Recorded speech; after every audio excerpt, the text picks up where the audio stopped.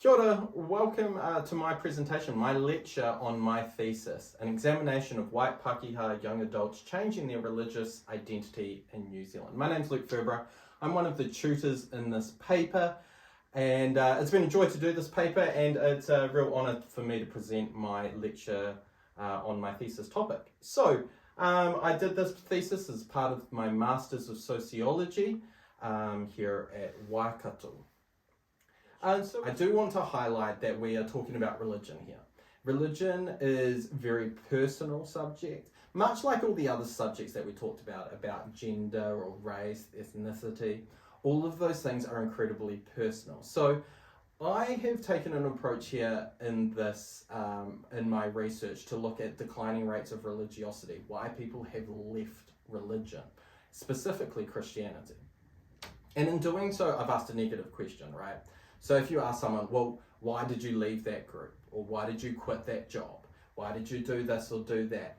In terms of leaving, you're going to get a negative response. And so I've been critical, but I've been critical because that's the question I've asked. If I had asked, why do people join religion? You know, we might have a more positive approach to this. So I don't want anyone here to feel personally attacked. I'm not coming after you or your belief system. But what we are talking about is why people are leaving, and inherently that just comes with some critical thinking and some critical approaches in looking at religion. So I think that also translates to how we talk about this. So in your tutorials, if you're talking about religion, you're talking about structures and different things, be respectful. Although we're about to talk about declining rates of religion, there will be people in your tutorial just on a matter of percentages of those that still hold a religious views. There'll be some in the class that do. So we've got to talk about this respectfully. So toe that line, be respectful, all I'm saying. Hey, let's get into this. We're going to talk about the contents next. So we'll start with a little bit of our contents for today's lecture. I'm going to start by talking about why I studied this. What was interesting about the decline in religion? Why did I only study white Pākehā participants? A brief history of Christianity in New Zealand. Then I'll move on to my methodology, results, and my discussion where I've interpreted my results and I've applied cognizant dissonance in 3 areas of conflict: moral and political, general church and or Christianity, and science and or intellectual thought. So why did I study this subject?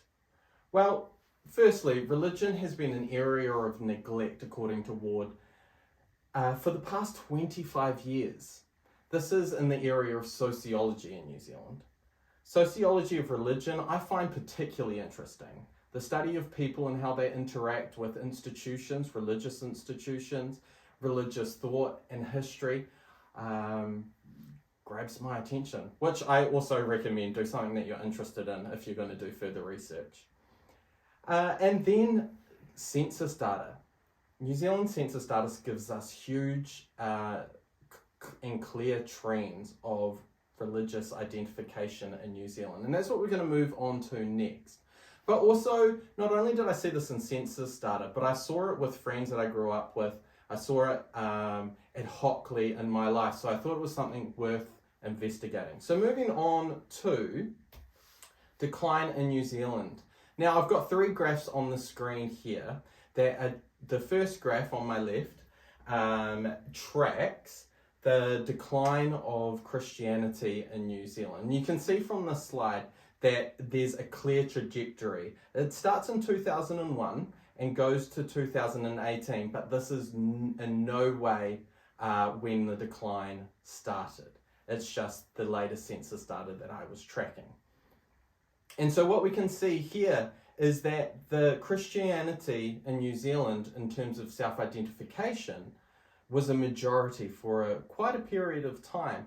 But as we've seen from 2001 to 2018, that this has shifted, with now no religion is the majority identification of religious status in New Zealand.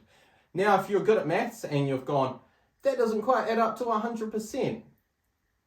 Yeah, well done. You guessed that right.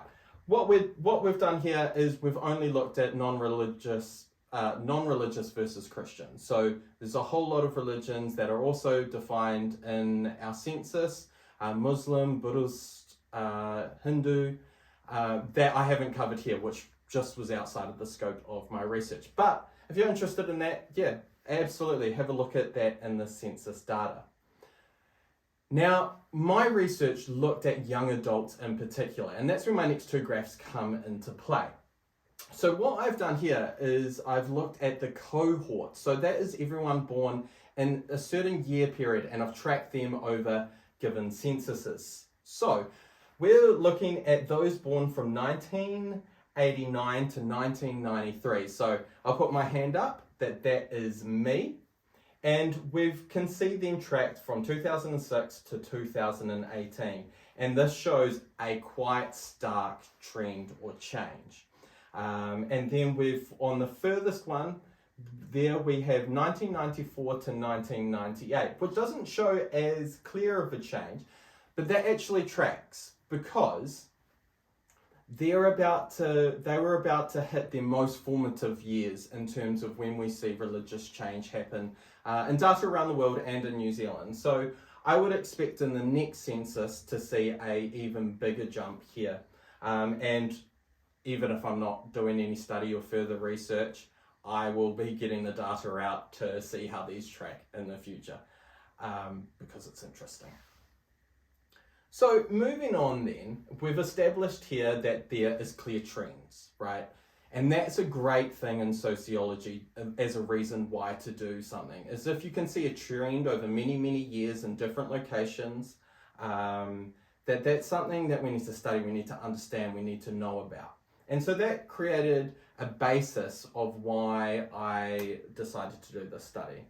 Other graphs I have in my thesis points out that the peak or the age of lowest religiosity is the early 20s, which also gives me reason of why I should focus on this as my demographic for my research. Why did I only study white Pākehā? Firstly, my subject position. I am white Pākehā. But the main reason is that the scope of my master's didn't allow time to go consult iwi, consult Māori, how I could do this study tastefully and with respect to te ao Māori and how religion is integrated within the culture. Secondly, research over in different areas of the world have shown that different cultures, even the Black church in America, Jewish communities, where culture and religion, race and religion can be intertwined a whole lot more than what it is with white Pākehā. So, if I were to then do a study and not take this into account, it could be very damaging for me to portray the reasons why people are leaving religion and say, well, this is why all people are, and not taking into account the cultures and the differences in how they see religion. So for that matter, I put in my ethics application to Waikato's ethics board, which you need to do in order to do these studies. And this was the best way going forward, to be most respectful of te ao Māori, the Māori worldview, and Māori customs. And so moving then on to Christianity in New Zealand in a slide. Now, I put it in a slide because it's not even possible for me to cover all of Christianity in terms of its history, how it was brought here, how it was affected by the Māori land wars, what was the role of the missionaries. So I've got a few slides that sum it up. Christianity was first introduced in 1814 by the Christian Missionary Society. Religion was often used as a tool of colonization. This was to undermine the belief system of Māori. Our written history comes from the early missionaries. Them themselves wrote much of what we understand, and therefore it has come with a Eurocentric, ethnocentric interpretation of the missionary dynamics. But in a way, I've written in my thesis that missionaries were expected to undermine the prejudice and the superstitions of Māori. Thus, they declared missionaries' objectives were to bring Christianity, to civilize, to undermine the heathens' ways and beliefs, to promote economic interest, settlement, and political control. While some historians acknowledge the peaceful intentions of missionaries, ultimately the intention to undermine the Māori belief system and culture is a dark shadow in New Zealand's history, with long-reaching consequences to today. And I've cited a few authors, Davidson in there, and so if you're interested in this relationship or the early settling of Christianity into New Zealand, there's a whole section in my thesis on that. Carrying on, 1814 to 1840s, missionaries largely acted as intermediaries between Māori and European communities. In 1830, we start to see missionaries from different denominations arriving. And then we come now to a term, secularization. And this has been a part of New Zealand's history since the birth of colonial government.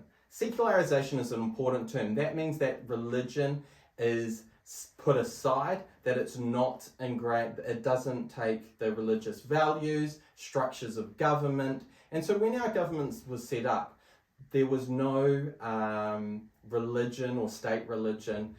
The only things that we have, and we actually still have them today, is the prayer before the start of Parliament and the swearing in of the Bible. Although if you're an MP, you can swear on other religious texts or other documents. So this now brings me to my methodology. Now my methodology is simply the method, the way I went conducting my research and my study.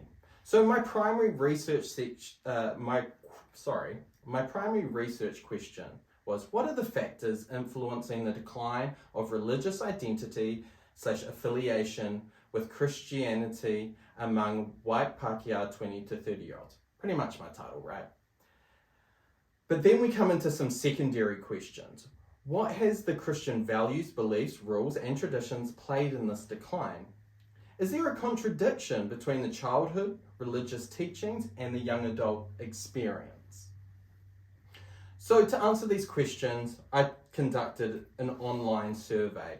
These contained both qualitative and quantitative questions. It was approved, like I said earlier, by the Waikato Uni Board of Ethics. Participants were largely found by creating a Facebook page and also advertising on Facebook. I also did a lot of word of mouth as well. So then we come to results. The results is I had 52 participants, largely leaning left on the political spectrum. They were educated and often had a strong religious upbringing. Now we're going to talk about the transition out of religious identity. So some interesting facts here was that the average age of first outs was 17. The time between first outs and changing their religious identity was about 3.7 years. 21 was the average age of leaving Christianity or changing your identification. In the US, it's 22. So that's just something that tracks similarly. Below here, we have two pie charts. And these pie charts indicate how your friends and your whānau related, or how many friends and family did you have that were Christian. And I want you to take note of the red section here on this page. That was that lots of people identified the same way. And that was, if you're a Christian, you had a lot of Christian friends and family. On the other side here, at 42%, interesting, it's the exact same number, when people had disaffiliated or were no longer Christian, they had 42% were also non-Christian or as well. So what we see here is that people very much tracked and lined with their friend groups. Now, this is a great area for further study, because what I didn't have scope to be able to figure out is what was the influence of the peers. Although this is clearly seen, in my literature literature review, this was called a network effect in terms of how does your friends, family, their religious status influence the individuals. But we move on. Our next section is called values and beliefs. And this is going to be the main area for the rest of this lecture. Values and beliefs in Christianity are wide and varied from many different denominations, from Protestantism, Catholic, Anglicans through to evangelicals. There can be scope here. And so when we talk about these, I want to know that we're not painting everyone with the same brush, but we do want to see, we do see clear themes among Christianity and those leaving. And so that's what we're going to talk about next. So this graph here, we asked the question, or we asked them, what of this, this figure represents the proportion of participants that currently agree with what they were taught or what they experienced with their religious context regarding the following topics. And so we have a whole lot of topics here. And so we asked the question, do you currently agree with what you were taught? And so the most agreement we had was the idea of community service, serving in your community. Then we have hell, other religions, right, wrong, sin, death, homosexuality, alcohol, gender, and sexual activity. And apart from community service, it is overwhelmingly disagree. No, we don't currently think what we have. Right, wrong, sin is the next, but as you see there, it is still the most amount of people said no. So now we come into table 3 here, and this is thematical reasons for participants no longer identifying with Christianity, listed from the most popular mentioned to the least popular mentioned. So number 1 was sexual activity or sexual ethics. 2, homosexuality, LGBTI, and that whole community's views. And we'll talk about a little bit about this soon. The concept of hell, expectations of fulfilling stereotypical gender roles, the concept of actions, opinions of being right, wrong, the introduction of sin as a result, views regarding alcohol consumption, and the conflict with science and religious beliefs.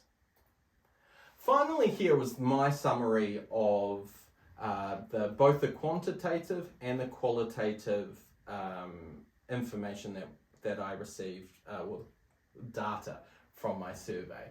And so I summarized these as 3 key themes which participants gave as reasons for no longer identifying with Christianity. So I've put 3 main groups here. Here we have church or Christianity conflict, and this is a general actions of the church understanding. Second is moral and societal conflict. And the third one is scientific and intellectual conflict. We're going to go through each one of these in specific in my conclusion. But one figure that really highlighted this to me was this question here. It was one of the last questions in my survey. And it was the proportion of those who said their life experiences, their values, contradicted or aligned with the religious teaching and experience as aforementioned in topics. So this was in their life, what they were taught at church, at Sunday school, or they experienced as living in that Christian community versus as a child or as a youth versus their experiences as a young adult. Did they align or did they conflict? Overwhelmingly, 89% said that there was contradiction here. So this brings me to my discussion. And so for my discussion, I want to talk about how those 3 areas are impacted and some examples of each of them. Moving on then to this idea that really encompasses my whole discussion topic, which is this idea of cognitive dissonance applied in 3 areas of conflict, which we've talked about before: moral and political, general church and Christianity, scientific and or intellectual conflict. Now, if you haven't heard the term cognitive dissonance before, simply it's the idea of an internal, intellectual or mental conflict an individual is aware of and experiences when they have different behaviors, experiences, values and beliefs that do not align together, but both hold to be true. So, if we were going to apply this to what we're talking about, and we are to each of the areas, but to have an idea of it before we get into it, it's this idea that as a child was brought up, they were taught by their parents, their church, Sunday school, their Christian school, about something, and that it was true. It was a belief, or it was a value, or it was an action that they held to be true. But then they've gone on in life and they've learned something new, they've learned something different, it's a different value, it's a different belief system.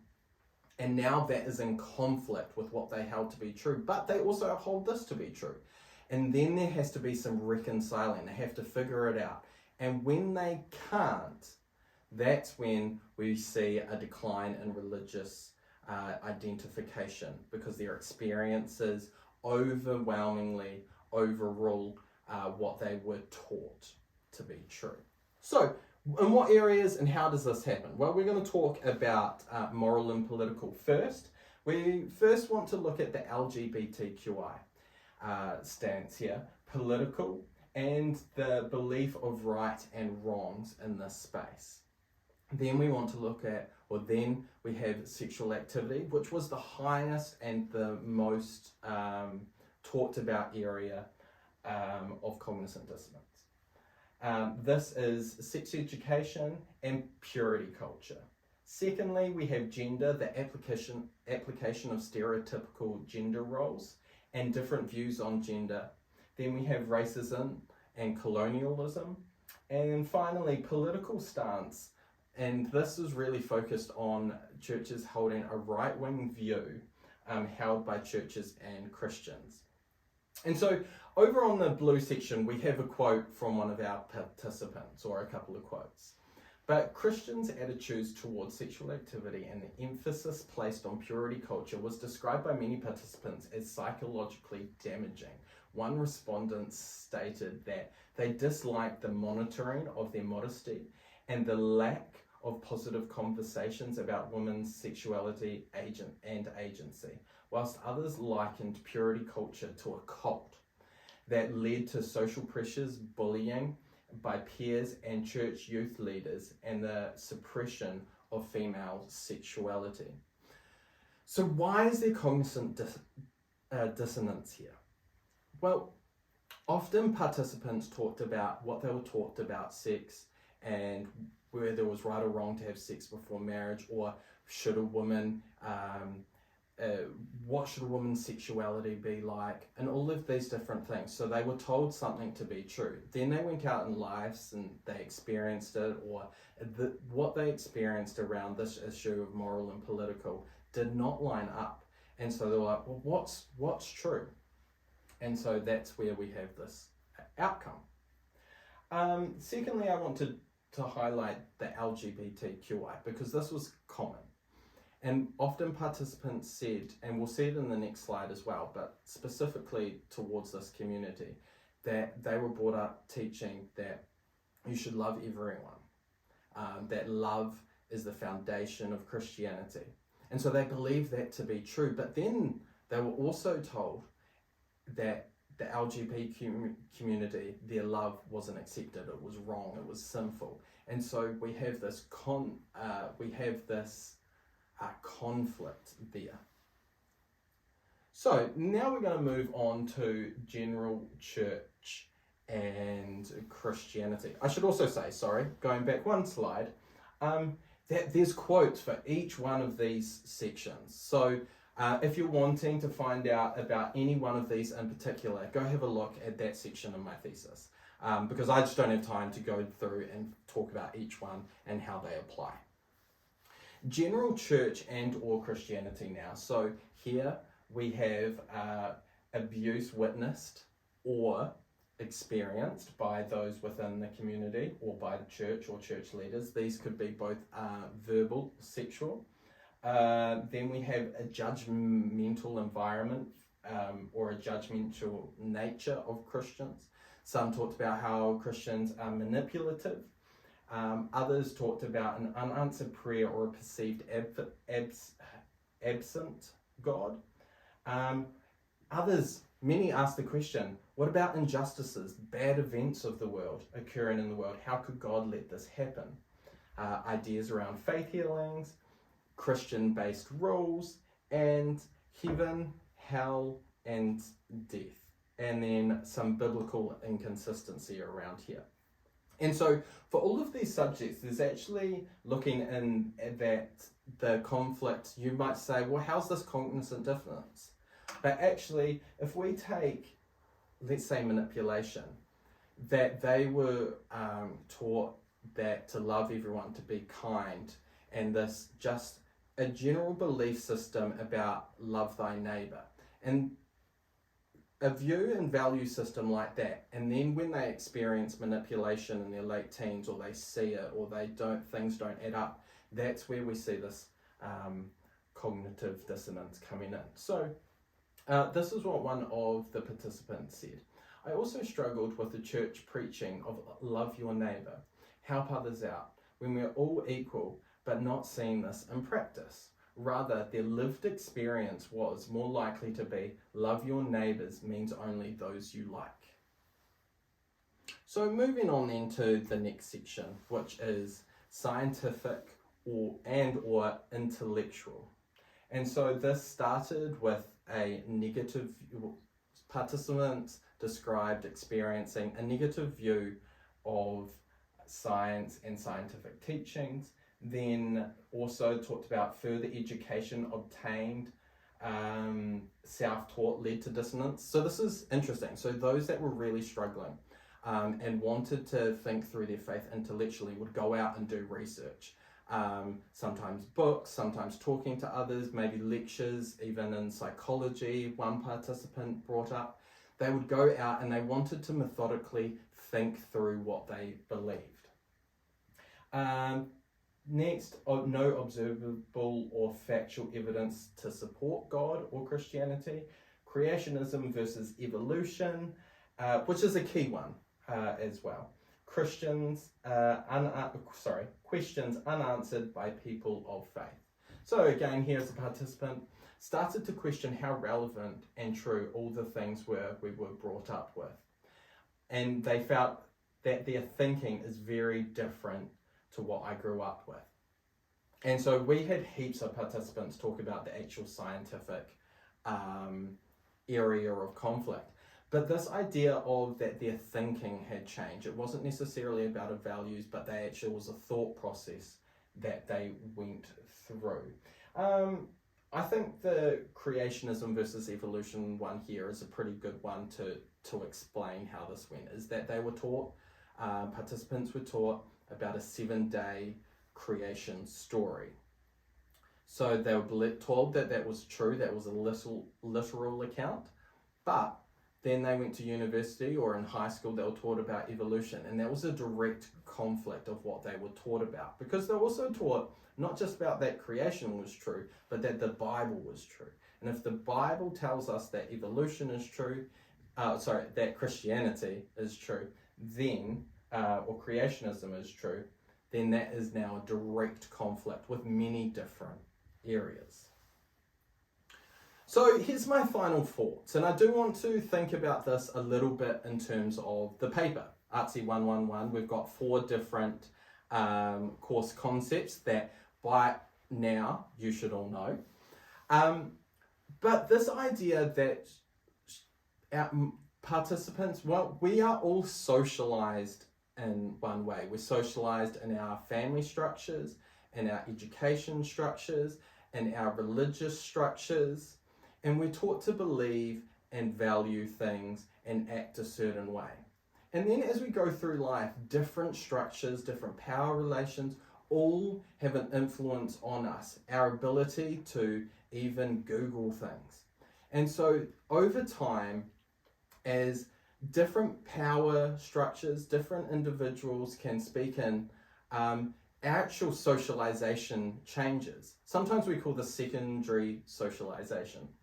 And so what I want to end this with is just a simple question, is what fascinates you about doing future research? Because this type of stuff is incredibly interesting for me, but for you, you might see something else in society that you're like, well, why has this happened? How has it occurred? You might look for answers and you might go, well, there's a general consensus. Everyone here knew, everyone in my research just could see that there was a clear defining trend, but no one had really in a long time asked why. And so that's what I did, and my answer came along with my presentation and 130 pages of good times. Hey, I hope you've enjoyed this lecture. I've enjoyed giving it. I've enjoyed my tutorial. Honestly, my tutorials are the best. So hi to all you guys, and we will see you around. But thank you very much for taking your time to watch this lecture. Cheers. Bye.